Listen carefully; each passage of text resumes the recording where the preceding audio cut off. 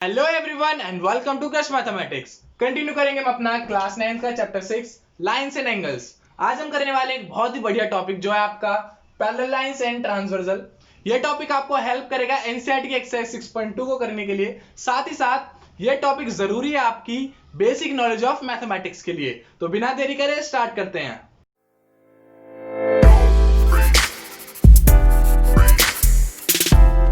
पहले अपने टॉपिक के बारे में जान लेते हैं। हमारा टॉपिक है पैरेलल लाइंस एंड ट्रांसवर्सल।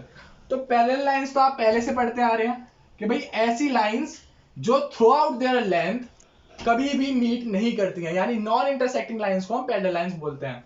और इनके बीच का जो डिस्टेंस होता है वो थ्रू आउट देयर लेंथ हर जगह इक्वल होता है। ठीक है, अब बात करते हैं ट्रांसवर्सल की। तो जब भी कोई लाइन दो लाइंस को इंटरसेक्ट करती है, ठीक है, तो मैंने यहां पर क्या बोला, दो लाइंस को इंटरसेक्ट करती है, जरूरी नहीं है कि वो केवल पैरेलल लाइंस हो। ठीक है, अगर नॉन पैरेलल लाइंस को भी अगर कोई लाइन इंटरसेक्ट करेगी तो उसे भी हम ट्रांसवर्सल ही बोलेंगे। क्या बोलेंगे उसे? ट्रांसवर्सल।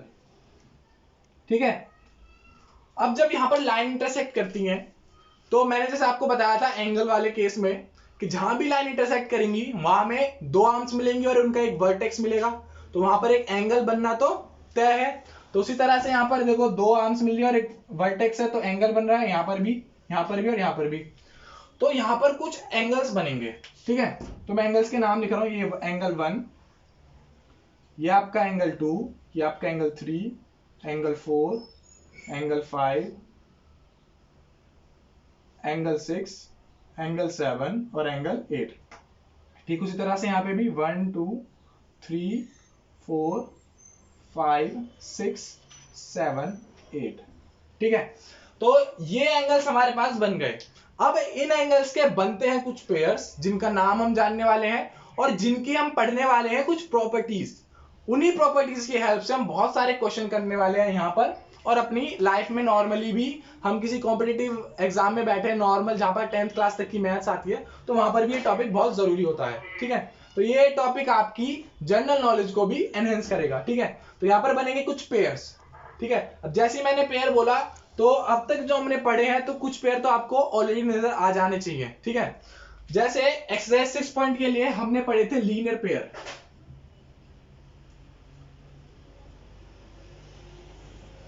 तो मेरे ख्याल से लीनियर पेयर आपको दिख गए होंगे यहां पर कहां कहां बन रहे हैं। लीनियर पेयर कैसे बनता है? एक स्ट्रेट लाइन के ऊपर एक रे निकल रही होती है, तो दो एंगल जो बनते हैं एडजेसेंट एंगल, उनका सम 180 डिग्री होता है और उनको हम क्या बोलते हैं? Linear pair.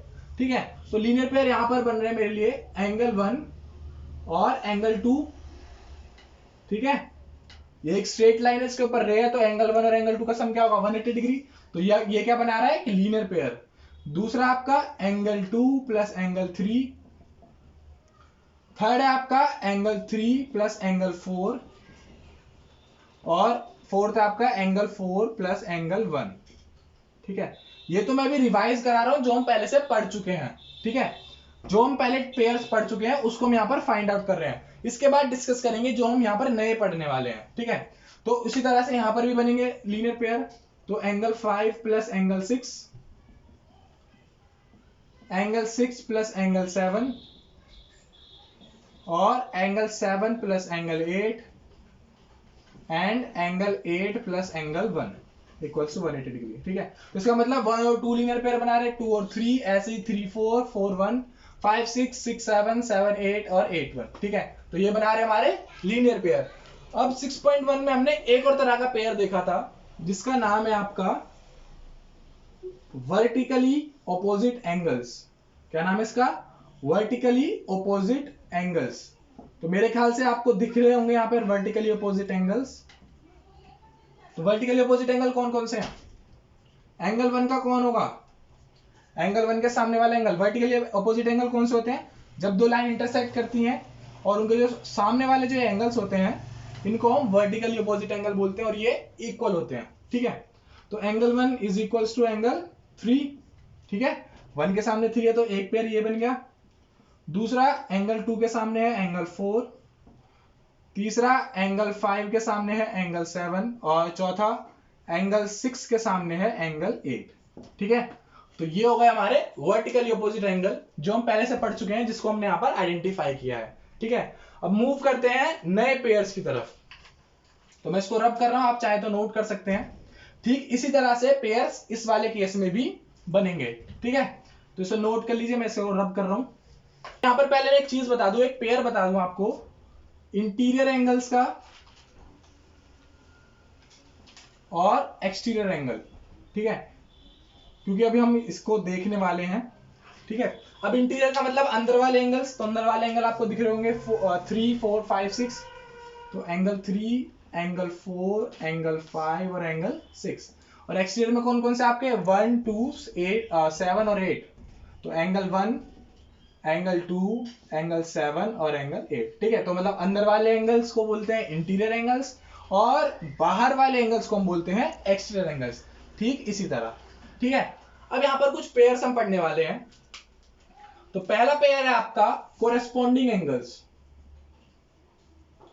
कोरेस्पोंडिंग एंगल्स, तो आपने ये वर्ड पहले भी सुना होगा, कोरेस्पोंडिंग एंगल्स। ठीक है, अब कोरेस्पोंडिंग एंगल्स को पहचानने का तरीका, एक बहुत ही सिंपल सा तरीका बता रहा हूं। जस्ट इमेजिन एक बिल्डिंग है। ठीक है, उसके 2 फ्लोर्स हैं। ये हमारी बिल्डिंग की दीवार हो गई। अब 2 अलग अलग फ्लोर्स पे अगर 2 दोस्त सेम जगह पर होंगे, ठीक है, सपोज ये 2 दोस्त हैं और ये दोनों सेम जगह पे खड़े हैं, यानी इस वॉल के साइड में, अलग अलग फ्लोर पे ये दोनों सेम जगह पर हैं। तो ये जो दोनों दोस्त हैं ये एक दूसरे के हैं कोरेस्पोंडिंग। ठीक है, तो जब भी कभी आपको ऐसे एंगल मिले जो 2 अलग अलग फ्लोर पर सेम जगह पर बैठे हैं, तो उनको हम क्या बोलेंगे, कोरेस्पोंडिंग एंगल्स। ठीक है, जैसे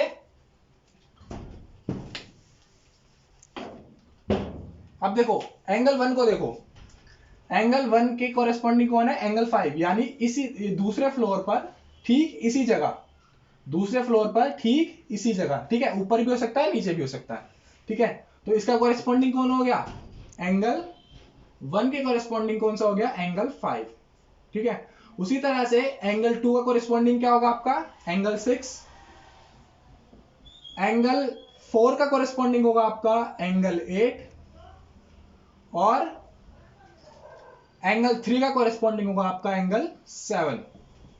ठीक है, तो पहचानना कैसे है कि भाई 2 फ्लोर देखने हैं और सेम जगह पर जो होंगे उनको हम कोरेस्पोंडिंग एंगल्स बोलेंगे। तो ये 2 फ्लोर है, अब सेम जगह पे कौन है, एंगल 1 और एंगल 5, एंगल 2 और एंगल 6। ठीक है, एंगल 4 और एंगल 8। ठीक है, तो ये है आपके कोरेस्पोंडिंग एंगल्स। ठीक है, इसके 1 के कोरेस्पोंडिंग 5 है, 2 के कोरेस्पोंडिंग 6 है, 4 के कोरेस्पोंडिंग 8 है और 3 के कोरेस्पोंडिंग 7 है।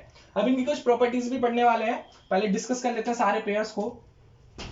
दूसरा पेयर होगा आपका कॉन्जिक्यूटिव इंटीरियर एंगल्स।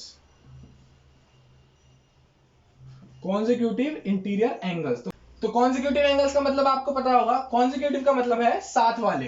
ठीक है, अब जैसे हम बात करते हैं कि 2 कॉन्जिक्यूटिव नंबर्स, तो 2 कॉन्जिक्यूटिव नंबर आप कोई भी 2 3 ले लो, 4 5 ले लो, 5 6 ले सकते हो, 7 8 ले सकते हो, 12 13 ले सकते हो। ठीक है, तो कॉन्जिक्यूटिव का मतलब है साथ वाले। तो जब बात आती है कॉन्जिक्यूटिव इंटीरियर एंगल्स, तो कॉन्जिक्यूटिव मतलब साथ वाले, अंदर वाले एंगल्स, तो साथ वाले इंटीरियर एंगल्स। अब इंटीरियर एंगल्स कौन से हमारे 3 4 5 और 6। अब इनमें जो इसके साथ वाले होंगे, ये तो इसके एडजेसेंट है, एडजेसेंट और कॉन्जिक्यूटिव अलग अलग होते हैं। ठीक है, एडजेसेंट एंगल होते हैं आपके ऐसे वाले जब सेम वर्टेक्स से 2 एंगल बन रहे हो। ठीक है, कॉन्जिक्यूटिव का मतलब है साथ वाले, तो 4 के साथ कौन है यहाँ पर 5 और 3 के साथ है 6। तो मैं यहाँ पर पेयर लिख रहा हूं, angle 4 and angle 5, angle 3 and angle 6। ये है आपके कॉन्जिक्यूटिव इंटीरियर एंगल्स। ठीक है, साथ वाले एंगल्स जो अंदर है। नेक्स्ट पेयर पे चलते हैं। नेक्स्ट है आपका अल्टरनेट एंगल्स। Alternate angles. ठीक है, अब अल्टरनेट एंगल्स हमारे 2 तरह के होते हैं। पहले आपके इंटीरियर यानी अंदर वाले, दूसरे आपके एक्सटीरियर यानी बाहर वाले। ठीक है, इंटीरियर और एक्सटीरियर। तो अल्टरनेट एंगल्स को पहचानने का तरीका मैं बता दूं, 2 सिंपल अल्फाबेट आपको ध्यान रखने हैं। पहला आपका N और दूसरा आपका Z, ठीक है, और इनकी मिरर इमेज भी ऐसे और ऐसे, ठीक है। अब यहां पर देखो आपको दो एंगल दिख रहे होंगे, एक ये वाला एक ये वाला, है ना, यहां पर दो एंगल्स दिख रहे हैं।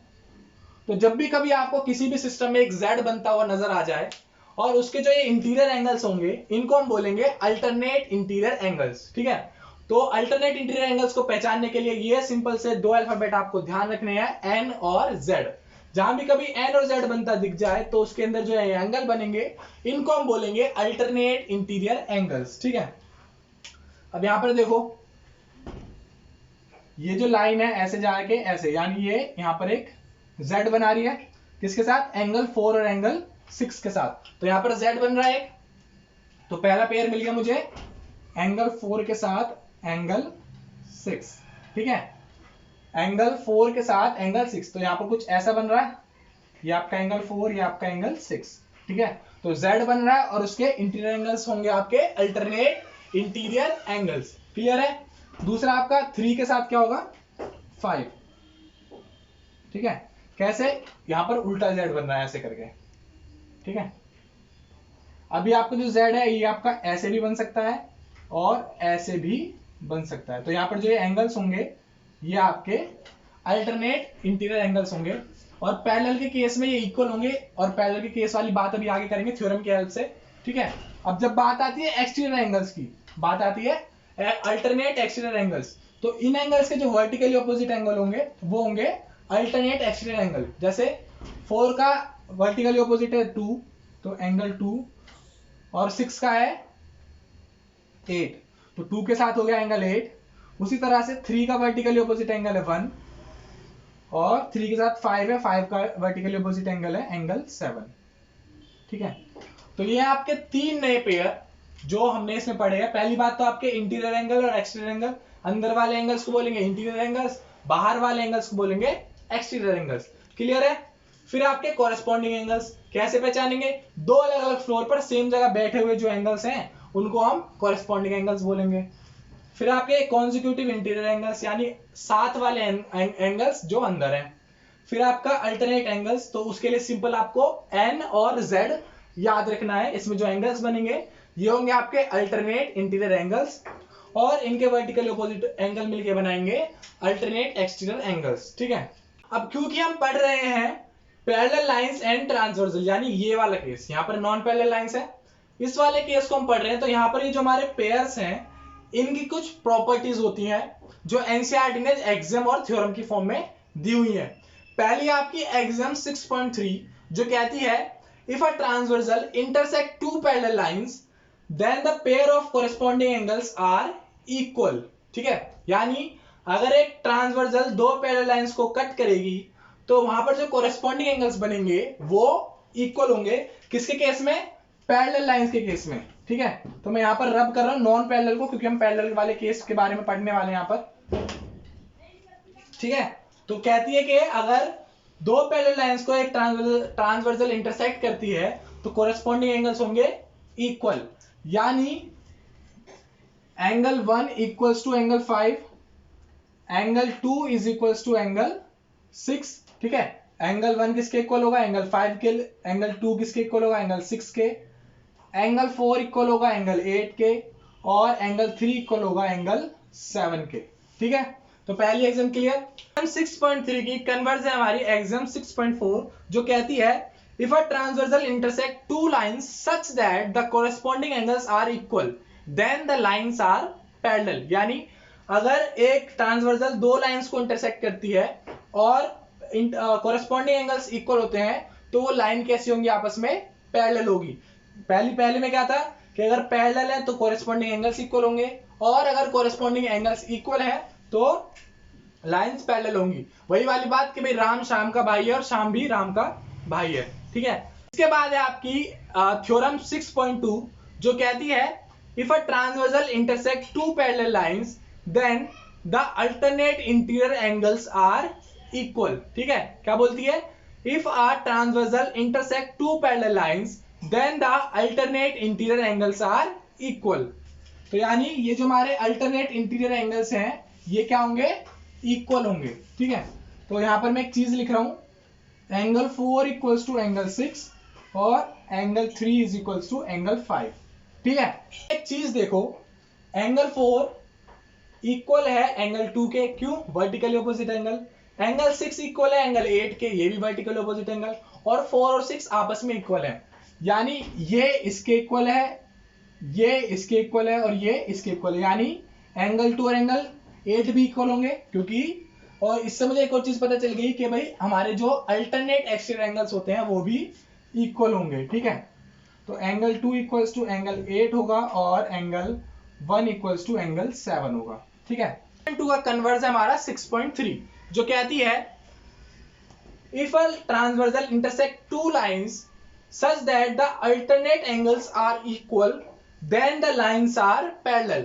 यानी अगर किसी केस में सपोज ऐसे दो लाइंस हैं, हमें नहीं पता है वो पैरेलल है या नहीं, और एक ट्रांसवर्सल उसे इंटरसेक्ट कर रही है और ऐसे कर रही है कि जो अल्टरनेट एंगल्स होंगे वो इक्वल होंगे, तो उस केस में जो लाइंस होंगी हमारी, वो लाइंस होंगी हमारी पैरेलल्स। ठीक है, ध्यान रहेगा, वो लाइंस होंगी हमारी पैरेलल्स। तो आगे हम इसका बहुत जगह यूज करने वाले हैं अल्टरनेट एंगल्स का, आपके ट्राइंगल्स में, क्वाड्रिलेटरल्स में, एरिया ऑफ पैरेललोग्राम, बहुत सारे चैप्टर्स में हम इस टॉपिक का यूज करने वाले हैं, जहां पर हमको एंगल इक्वल प्रूव करने की जरूरत पड़ेगी, लाइंस को पैरेलल प्रूव करने की जरूरत पड़ेगी, तो वहां पर हम इन्हीं चीजों का यूज करने वाले हैं। ठीक है, नेक्स्ट है आपकी थ्योरम 6.4, जो कहती है if a transversal intersect two parallel lines then the consecutive interior angles on the same side are supplementary का मतलब क्या है, दोनों का सम क्या होगा 180 डिग्री। तो यहां पर consecutive interior angles है हमारे, तो इनके लिए हमारी क्या कहती है proper theorem 6.4 that angle 4 plus angle 5 is equals to 180 degree and angle 3 plus angle 6 equals to 180 degree. कब होगा ये? जब हमारी ये दोनों लाइंस क्या होंगी, पैरेलल्स। ठीक है, ध्यान रहेगा, अगर कभी भी दो लाइन पैरेलल हैं और उनको एक ट्रांसवर्सल इंटरसेक्ट कर रही है, तो वहां पर जो इंटीरियर एंगल होंगे, कॉन्जिक्यूटिव इंटीरियर एंगल होंगे ऑन द सेम साइड, उनका सम क्या होगा 180 डिग्री। ठीक है, ध्यान रहेगा, आप इसे यहां पर नोट करेंगे। थ्योरम 6.4 की कन्वर्ज है आपकी थ्योरम 6.5, जो कहती है if a transversal intersect two lines such that the interior angles, the pair of interior angles on the same side of the transversal are supplementary then the lines are parallel। यानी theorem 6.5 कहती है कि भाई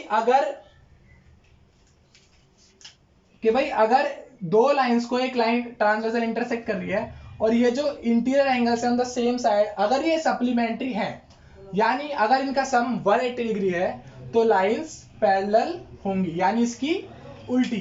ठीक है, ये थी आपकी कुछ थ्योरम्स इन तीन तरह के एंगल्स के लिए। पहली क्या थी कि भाई अगर लाइंस पैरेलल हैं, अगर ट्रांसवर्सल को इंटरसेक्ट करने वाली लाइंस जो पैरेलल है, तो कोरेस्पोंडिंग एंगल्स इक्वल होंगे, और अगर कोरेस्पोंडिंग एंगल्स इक्वल है तो लाइंस पैरेलल होंगी। दूसरे केस में अगर लाइंस पैरेलल है तो अल्टरनेट इंटीरियर एंगल्स इक्वल होंगे, और अगर अल्टरनेट एंगल्स इक्वल है तो लाइंस पैरेलल होंगी, यानी एक दूसरे की कन्वर्ज। उसी तरह से यहाँ पर अगर कॉन्जिक्यूटिव इंटीरियर एंगल्स का सम 180 डिग्री है तो लाइंस पैरेलल है, और अगर लाइंस पैरेलल है तो इनका सम 180 डिग्री है। तो ये जो आपकी 6-7 थ्योरम्स हैं, ये बहुत ही इंपॉर्टेंट है आपके लिए। इस चैप्टर को करने के साथ साथ आपके ट्राइंगल्स, क्वाड्रिलेटरल्स, पैरेललोग्राम, स्क्वायर, इन सब की प्रॉपर्टीज को भी डिफाइन करने के लिए, कॉन्ग्रुएंस को प्रूव करने के लिए, ये सारी चीजें बहुत ज्यादा इंपॉर्टेंट हैं। तो आपको ये सारी चीजें आना जरूरी है। तो यहाँ पर आपको एक इमेज शो हो रही होगी, जिसकी हेल्प से आप इन सारे पॉइंट्स को क्लियरली लाइन वाइज लिख सकते हैं। तो इन पॉइंट्स को नोट कीजिए आप वीडियो को पॉज करके। और एक और टॉपिक हमारा बनता है lines parallel to same lines, हम मूव करते हैं उसके ऊपर। तो बात करते हैं lines parallel to same line. इसके लिए हमारी थ्योरम है जो कहती है, थ्योरम 6.6, जो कहती है lines parallel to the same line are parallel to each other. जैसे मान लो हमारे पास एक ये लाइन है L, और जो L है वो पैरेलल है M के। ठीक है, अब एक और लाइन है N, और N पैरेलल है M के। तो भाई सीधी सी बात है, थ्योरम 6.6 भी ये कहती है कि जब ये इसके पैरेलल है और ये भी इसके पैरेलल है, तो ये दोनों भी तो आपस में पैरेलल होंगी, तो L पैरेलल टू N। ठीक है, तो ये चीज ध्यान रहेगी। अब इसमें क्वेश्चन कुछ इस तरह के बनते हैं, क्वेश्चन तो बनेंगे, और उनको सॉल्व हम कैसे करेंगे, अब देखो यहाँ पर हमने कुछ 4 एंगल्स पढ़े थे, यहाँ पर 4 एंगल्स बनेंगे, यहाँ पर 4 एंगल्स बनेंगे। यहाँ पर जो इन दोनों के केस में पेयर्स बनेंगे उनकी कुछ प्रॉपर्टीज पढ़ी हमने, ठीक उसी तरह से वो प्रॉपर्टीज यहाँ पर भी लागू होंगी। जब ये प्रॉपर्टीज इसके साथ शो करेंगी और यही इसके साथ भी वो प्रॉपर्टीज शो करेंगी, तो ये पेयर जो है 4 एंगल्स का, ये इसके साथ भी वो प्रॉपर्टीज शो करेगा। फॉर एग्जांपल यहाँ पर मान लो 3 एंगल, एंगल 1, एंगल 2 और एंगल 3। अब देखो यहाँ पर पैरेलल लाइन है और ट्रांसवर्सल है, तो जो हमने अभी पढ़ा उसके हिसाब से कोरिस्पोंडिंग एंगल्स इक्वल होंगे, यानी एंगल 1 इक्वल्स टू एंगल 2। दूसरी चीज, ये दोनों भी पैरेलल है तो ये भी कोरिस्पोंडिंग एंगल्स है, तो इसके हिसाब से एंगल 2 इक्वल्स टू एंगल 3 होगा। अब यहां से मुझे देखने को मिला कि एंगल 1 इक्वल्स टू एंगल 3 भी होगा, ठीक है। यानी ये जो पेयर आपस में प्रॉपर्टी शो करेगा, ये जो पेयर आपस में प्रॉपर्टी शो करेगा, उसी तरह से ये और ये इन दोनों का भी एक पेयर बन जाएगा और जो आपस में प्रॉपर्टी शो करेगा। एक चीज और दिखाऊं कि अगर मैं इसको रब कर दूं, अगर मैं इसको रब कर दूं, ठीक है, तो ये मेरा सिंगल पेयर बन गया जैसे हमने भी पढ़ा था। तो यहां पर अल्टरनेट एंगल्स भी इक्वल थे, ठीक है, और इन वाले एंगल्स का सम 180 डिग्री था, अल्टरनेट एक्सटीरियर एंगल्स भी इक्वल थे, ठीक है, जिनकी अभी हमने प्रॉपर्टीज पढ़ी है, और कोरेस्पोंडिंग एंगल्स भी इक्वल होंगे, ठीक है। तो इस ड्राइंग पर मत जाना, सिंपल सी बात है कि भाई अगर ये लाइन इसके पैरेलल है और ये वाली इसके पैरेलल है, तो ये दोनों आपस में पैरेलल होंगी। तो अगर इसको एक बार को नजरअंदाज करें और यहाँ पर ट्रांसवर्सल हो, तो ये भी सेम प्रॉपर्टीज इसके साथ शो करेगा, सिंपल। तो इन चीजों का आप ध्यान रखिए, नोट कर लीजिए, ये आपको हेल्प करेगा एक्सरसाइज 6.2 को कंप्लीट करने के लिए। यानी आज के पढ़े हुए टॉपिक्स की हेल्प से आप एक्सरसाइज 6.2 को खुद से कंप्लीट कर सकते हैं। साथ ही आज के पढ़ाए हुए सारे टॉपिक्स बहुत ही इंपॉर्टेंट है आपके जनरल नॉलेज के लिए, साथ ही आगे आने वाले चैप्टर्स आपके ट्राइंगल्स, क्वाड्रिलेटरल्स, पैरेललोग्राम, इन सब चैप्टर्स में आपको हेल्प करेंगे प्रूफ वाले क्वेश्चंस को करने के लिए। तो इन सब चीजों को ध्यान रखिएगा। तो अगर आपको आज की बताई किसी टॉपिक से, आज की बताई किसी चीज से डाउट है, तो आप उसे कमेंट बॉक्स में टाइप कर सकते हैं, उसे और अच्छे से क्लैरिफाई करेंगे। और अगर इस एक्सरसाइज से या फिर इस चैप्टर से आपके पास कोई डाउट है, तो आप उसे कमेंट बॉक्स में टाइप कर सकते हैं। और अगर किसी एक्स्ट्रा बुक से क्वेश्चन है, तो आप उसकी पिक क्लिक करके मुझे डायरेक्ट मैसेज भी कर सकते हैं फेसबुक और इंस्टाग्राम पर, जिनके लिंक डिस्क्रिप्शन में है।